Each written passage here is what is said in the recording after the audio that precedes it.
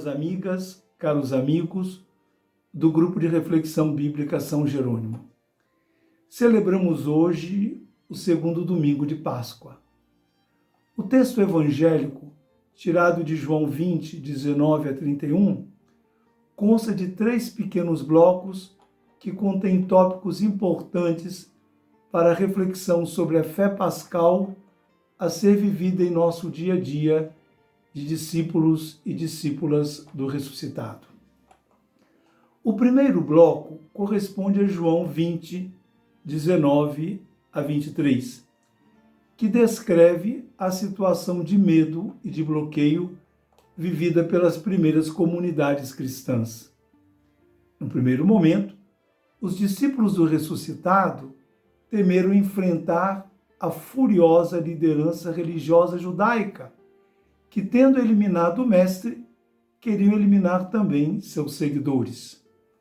O texto diz: quando amanheceu aquele dia, o primeiro da semana, os discípulos estavam reunidos com as portas fechadas por medo dos judeus. A missão de Jesus correu o risco de ir de água abaixo, pois havia formado discípulos e discípulas com a tarefa de continuar o serviço ao reino, estendendo-o até os confins da terra. Ei-los agora acuados pelo medo. Foi preciso que o Mestre ressuscitado os chamasse à realidade e lhes insuflasse a força do Espírito Santo, que os capacitaria para abrirem as portas e saírem pelo mundo fazendo bem à humanidade, que consistia em perdoar os pecados. Perdoar os pecados significa reconciliar a humanidade com Deus e chamar a todos a viverem reconciliados como a grande família dos filhos e filhas de Deus. Afinal, o pecado consiste em deixar o egoísmo tomar conta do nosso coração e contaminar nossas ações. Superado o pecado, estaremos em condições de nos pautar pela compaixão misericordiosa nos passos do Mestre de Nazaré. O segundo bloco corresponde a João 20, 24 a 29, a conhecida reação do discípulo Tomé diante do anúncio da ressurreição. Temos aqui outro desafio da comunidade primitiva que, de certo modo, persiste até os nossos dias. Trata-se de submeter a fé a certas condições. Diz Tomé: se eu não vir as marcas dos pregos em suas mãos, se eu não puser os dedos nas marcas dos pregos, se eu não puser as mãos no seu lado, não acreditarei. Cabe ao ressuscitado questionar essa espécie de materialismo. Afinal, o percurso da fé não passa por aí.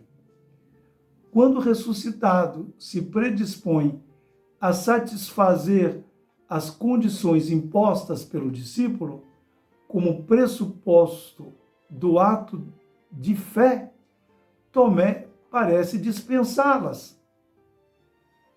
Quando diz: meu Senhor e meu Deus.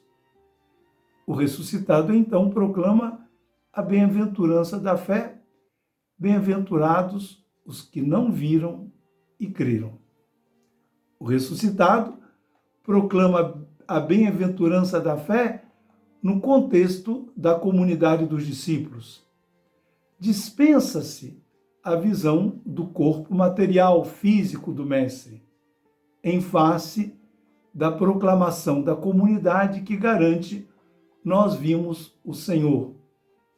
Entretanto, tal experiência de ver desdobra-se na experiência de fraternidade, de solidariedade, de cuidado de uns com os outros, de serviço aos carentes, de superação dos conflitos por causa da presença do ressuscitado vivo e atuante no meio da comunidade dos discípulos. Em outras palavras, basta para o crescimento na fé experimentar o amor solidário e misericordioso, dando frutos no seio da comunidade como sinal da presença real do ressuscitado. Vendo a caridade, torna-se possível dar-se conta de sua origem no ressuscitado. O terceiro bloco corresponde a João 20, 30 a 31. O evangelista refere-se à finalidade de sua catequese, para que seus leitores e ouvintes creiam que Jesus é o Cristo, o Filho de Deus, para que, crendo, tenham a vida em seu nome. Isso vale para todas as catequeses evangélicas.